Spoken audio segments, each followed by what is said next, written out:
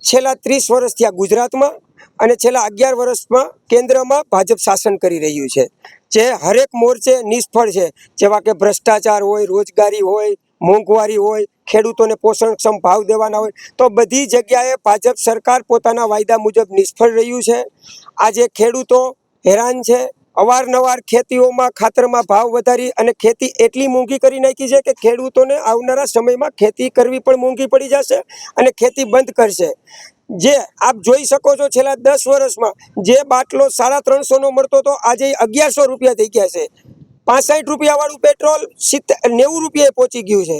અને ભ્રષ્ટાચારની તો કોઈ વાત જ પૂછોમાં સાહેબ। અને સરકાર દ્વારા જે ખોટા તાઇફાઓ કરવામાં કરોડો રૂપિયાનો ખર્ચો કરે છે, એ તાઇફાઓ બંધ કરે, લોકોના વિકાસ ઉપર ધ્યાન આપે। અને જ્યારે આપ જોઈ શકો છો કે ગુજરાતનો એકય રોડ એવો નહીં હોય કે જે ખાડા નહીં હોય એમાં, તો શું આપણે આ વિકાસ માટે મત આપેલો છે?